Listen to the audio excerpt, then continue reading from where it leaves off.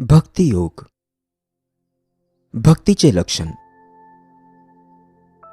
भक्तियोग म्हणजे खऱ्या अकृत्रिम भावाने भगवंताचा शोध. या शोधाची सुरुवात, याचा मध्य आणि शेवट हा प्रेमातच होतो. अत्यंत भगवत प्रेमाचा क्षणभराचा दिव्योन्मादही आपल्याला कायमचे मुक्त करू शकतो. भगवत भक्तीचा खुलासा करताना देवर्षी नारदांनी आपल्या भक्तिसूत्रात म्हटले आहे की भक्ती म्हणजे भगवंताविषयी गाढ प्रेम. याप्रमाणे भक्तीचे लक्षण सांगून तिच्या स्वरूपाचे वर्णन करताना नारद म्हणतात, असली भक्ती लाभल्यास माणूस सर्वांवर प्रेम करतो. तो मग कोणाचीही घृणा बाळगत नाही. तो कायमचा तृप्त होऊन जातो. ह्या दिव्य प्रेमाच्या मदतीने पार्थिव भोग्यवस्तूंचा लाभ करून घेता येणे शक्य नाही. कारण भोगवासना असेपर्यंत हृदयात हे असले अपार्थिव प्रेम निर्माण होणे अशक्य आहे. भक्ती ही कर्म, ज्ञान आणि योग ह्या तिन्हींपेक्षाही श्रेष्ठ आहे. कारण ह्या तिन्हींनी एखादे फल प्राप्त करून द्यावयाचे असते, तर भक्ती स्वतः फलस्वरूप आहे. भक्तीचे साधनही भक्तीच, भक्तीचे साध्यही भक्तीच. भक्ती सदाच आपल्या देशातील आचार्य महापुरुषांच्या चिंतनाचा विषय होत आली आहे. शांडिल्य किंवा नारद यांच्यासारख्या विशेष करून भक्तिशास्त्राच्या आचार्यांना वगळले तरीही व्यासदेवांच्या ब्रह्मसूत्रावरील थोर भाष्यकारांनी सुद्धा स्वतः ज्ञानमार्गाचे उघड उघड पुरस्कर्ते असून देखील भक्तीसंबंधी कितीतरी अर्थपूर्ण, सूचक आणि आविष्कारक विचार वेळोवेळी प्रकट केलेले आढळून येतील. सर्वच नाही तरी बऱ्याचशा सूत्रांचा शुष्क ज्ञानपर अर्थ लावण्याचा भाष्यकारांनी चंग बांधला असला तरी त्या सूत्रांचा आणि विशेषतः उपासनाकांडांतर्गत सूत्रांचा असा ज्ञानपर हवा तसा अर्थ लावणे त्यांनाही कठीणच गेले आहे. वस्तुतः ज्ञान आणि भक्ती या दोघांमध्ये साधारणतः लोक समजतात तितका भेद नाही. हळूहळू आपल्याला निदर्शनास येईलच की शेवटी ते दोन्ही आपल्याला एकाच स्थानी नेऊन पोचवतात. आणि जी गोष्ट ज्ञानयोग आणि भक्तियोग यांची आहे तीच राजयोगाचीही आहे. ज्ञानयोगाचे जे लक्ष्य आहे तेच भक्तियोगाचे आणि तेच राजयोगाचे पण आहे. आता गुप्तविद्येचे सोंग माजून इतरांना ठकविणाऱ्यांच्या हाती पडून राजयोगाचा दुर्दैवाने पुष्कळदा भोळ्या भाबड्या अजान लोकांच्या डोळ्यात धूळ फेकण्याकडे उपयोग होतो खरा, पण तसे न होता मुक्तीच्या लाभासाठी त्याचे अनुष्ठान केले गेल्यास राजयोगही आपल्याला त्याच एका लक्ष्याप्रद नेऊन पोचवतो, यात मुळीच शंका नाही. भक्तीचा एक मोठा गुण हा आहे की आपल्या जीवनाचे परमलक्ष जो ईश्वर आहे त्याच्या प्राप्तीचा तो अगदी सरळ, सोपा आणि अत्यंत स्वाभाविक मार्ग आहे. परंतु त्याचबरोबर तिच्या ठायी एक मोठा दुर्गुणही वसत असतो. तो म्हणजे खालच्या पातळीवरील अपरिपक्व भक्तीला पुष्कळदा स्वमतांधतेचे, कट्टरपणाचे कुरूप आणि विचित्र रूप प्राप्त होत असते. हिंदू धर्मातील म्हणा, मुस्लिम धर्मातील म्हणा की ख्रिस्ती धर्मातील म्हणा, कोणत्याही धर्मातील पक्षांध माथे फिरूंच्या मेळ्यात बहुतेक या खालच्या पातळीवरील भक्तांचाच भरणा आपल्याला नेहमी आढळून येईल. स्वतःच्या इष्टदेवतेवर निष्ठा असल्याखेरीज तिच्याविषयी खरे खरे प्रेम उपजूच शकत नाही हे खरे. परंतु हीच इष्टनिष्ठा माणसाला पुष्कळदा स्वतःच्या खेरीज इतर सर्व मतांना व पंथांना हीन लेखून त्यांची हेठाळणी करावयास प्रवृत्त करीत असते. सर्वच देशातील आणि सर्वच धर्मातील अविकसित बुद्धीच्या व्यक्तींना स्वतःच्या आदर्शावर प्रेम करण्याचा एक सरळ मार्ग ठाऊक असतो. तो म्हणजे आपल्याखेरीज इतर सर्व आदर्शांची घृणा करणे, धर्मविषयक स्वतःच्या आदर्शाविषयी इतकी निष्ठा बाळगणारा भला माणूस स्वतःच्या खेरीज इतर कोणत्याही आदर्शांची गोष्ट निघताच अंगात पंथाभिमानाचे वारे शिरून का बरे थैथयाट करीत असतो? ह्याचे कारणही असल्या विकृत मनोवृत्तीतच आढळण्यासारखे आहे. आपल्या धन्याच्या चीजवस्तूला कोणी हात लावू नये म्हणून जागती राखण करणाऱ्या श्वानाच्या सहज प्रवृत्तीत आणि ह्या असल्या प्रेमात बरेच साम्य आहे. फरक केवळ इतकाच की श्वानाची ती सहज प्रवृत्ती मनुष्याच्या बुद्धीपेक्षा श्रेष्ठ म्हणता येईल. का? कारण आपला धनी कोणत्याही वेशात आला तरी त्याला शत्रू समजण्याची चूक ते श्वान कधीही करणार नाही. शिवाय स्वमतांध कट्टर व्यक्ती सारासार विवेक हरून बसलेली असते.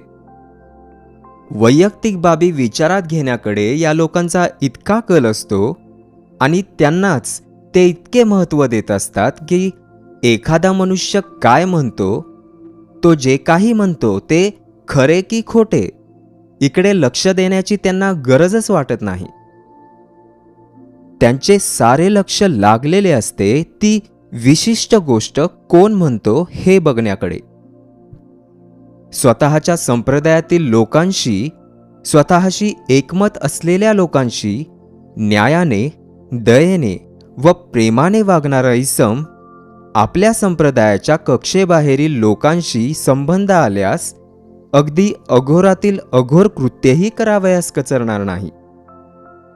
परंतु हा धोका जिला गौणी भक्ती म्हणतात, त्या म्हणजे भक्तीच्या अपरिपक्व अवस्थेतच फक्त संभवतो.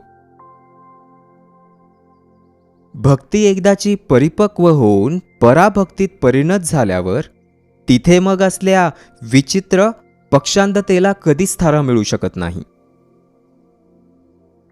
हृदयात पराभक्ती उत्पन्न होऊन भगवदा भावाविष्ट झालेली विभूती त्या प्रेममयाच्या ठिकाणी इतकी लीन झालेली असते की कोणाही विषयी घृणेचा भाव बाळगणे तिला आता शक्यच नसते.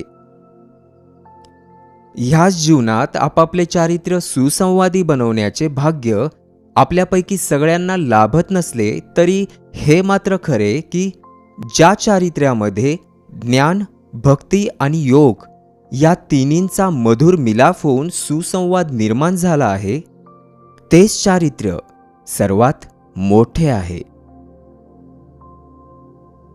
उडता येण्यासाठी पक्षाला 3 गोष्टींची आवश्यकता असते. त्या म्हणजे 2 पंख आणि इच्छित दिशेस वळवण्यासाठी सुकाणूसारखे एक लहानसे शेपूट. ज्ञान हे एका पंखासारखे असून भक्ती दुसऱ्या पंखासारखी आहे आणि योग हा तोल सांभाळणाऱ्या शेपटासारखा आहे. स्वतःच्या जीवनात या तिन्हींचा मेळ साधणे जमत नसल्यामुळे जे लोक केवळ भक्तीचीच कास धरू जातात, त्यांनी एक गोष्ट नेहमी ध्यानात बाळगावयास हवी की विधी अनुष्ठानादी बाह्य उपचारांची साधकाला प्रथम अवस्थेत अगदी अतिआवश्यक आवश्यकता असली तरी देखील आपल्या हृदयात भगवंताप्रती गाढ प्रीती बाणवण्याव्यतिरिक्त त्या साऱ्यांचा आणखी काहीच उपयोग नाही. त्यांचे मोल एवढेच.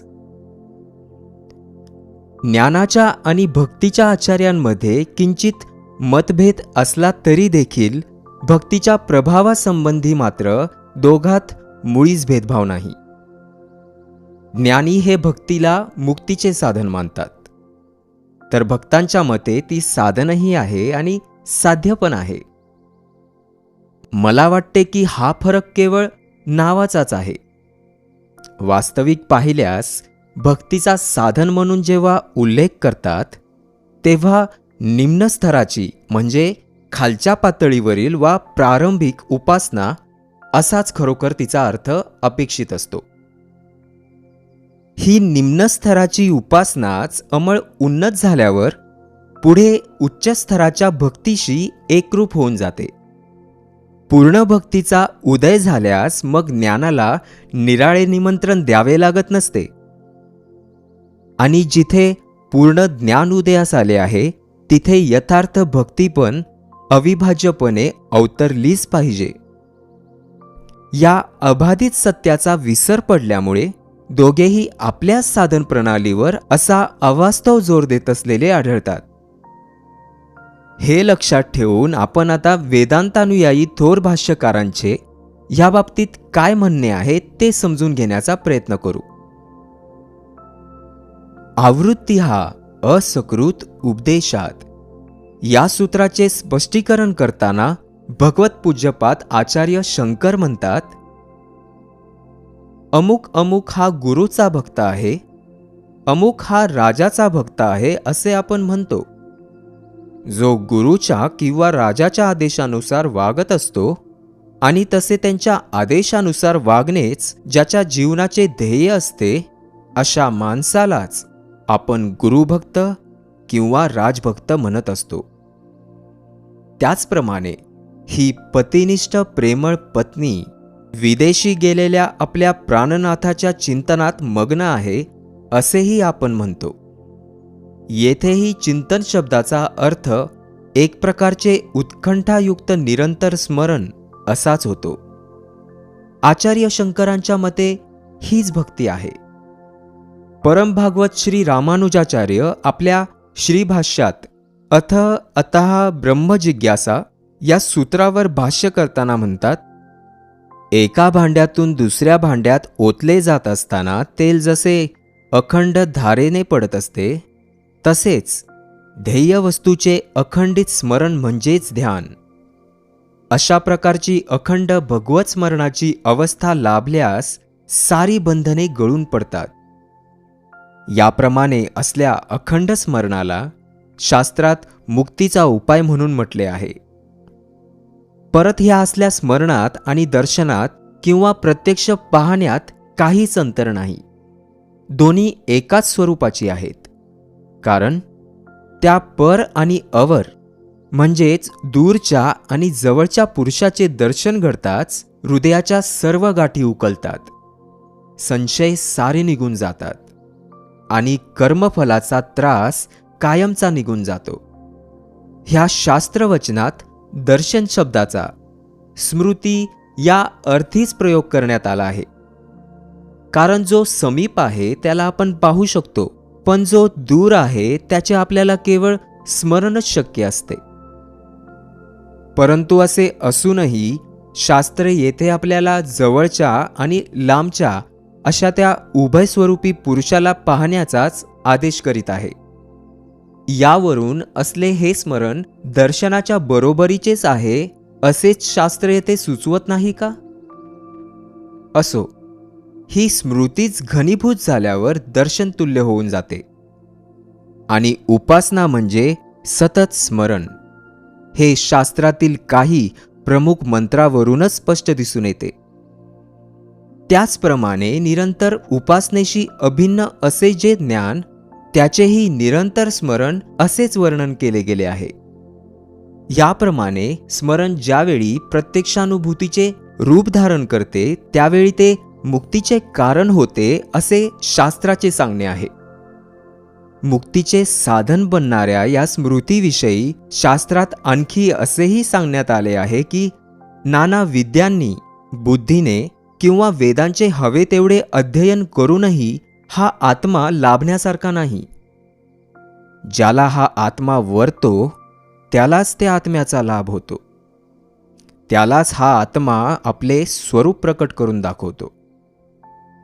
ह्या ठिकाणी प्रथम केवळ श्रवण, मनन व निधिध्यासन यांचेद्वारे आत्म्याचा लाभ होत नसतो असे सांगून नंतर म्हटले आहे की हा आत्मा ज्याला वरतो त्यालाच त्या आत्म्याचा लाभ होतो. जो अत्यंत प्रिय आहे त्यालाच वरणे शक्य असते. म्हणून जो ह्या आत्म्यावर अतिशय प्रेम करतो तोच त्या आत्म्याला अत्यंत प्रिय होतो आणि ह्या आपल्या प्रिय व्यक्तीला आपला लाभ करून घेता यावा म्हणून आत्मास्वरूप भगवान स्वतः तिच्या मदतीसाठी पुढे सरसावतात.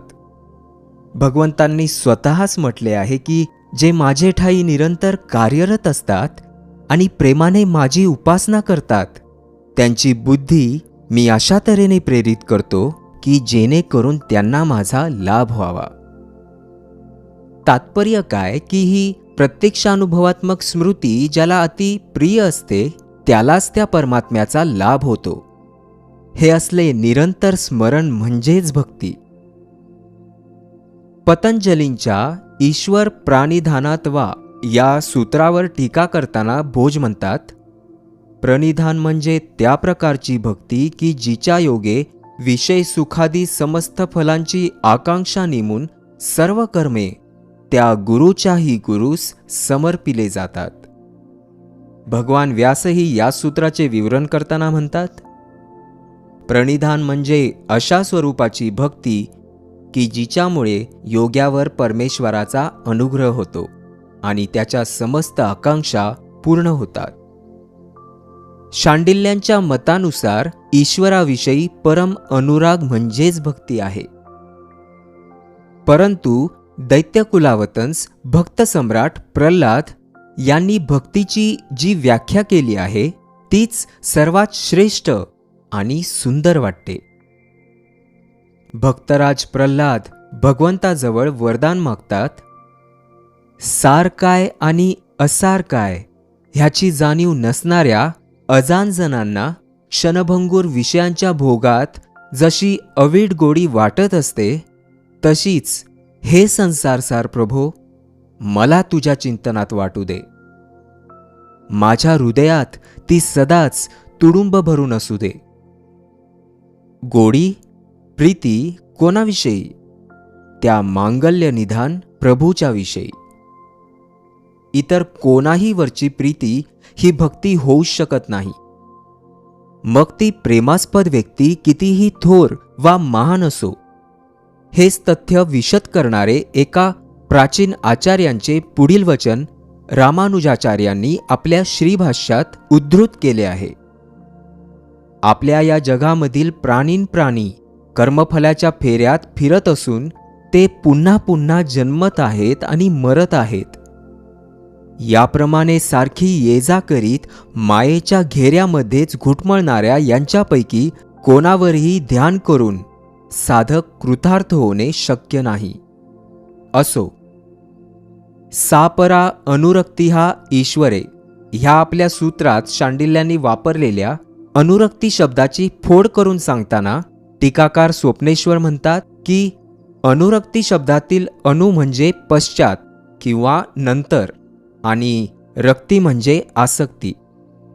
म्हणजे त्या एकूण शब्दाचा अर्थ होतो भगवंताच्या स्वरूपाच्या आणि महिम्याच्या ज्ञानानंतर त्याच्या प्रती निर्माण होणारी आसक्ती.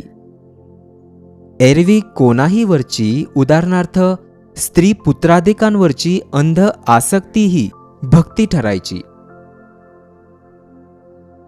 सारांश हाच की साधारण पूजेअर्चेपासून आरंभ होऊन ईश्वराप्रती गाढ प्रेमात शेवट होणाऱ्या धार्मिक अनुभूती प्रित्यर्थ केले जाणारे मानसिक यत्न म्हणजेच भक्ती. हे आत्तापर्यंतच्या विवेचनावरून आपल्या लक्षात आलेच असेल.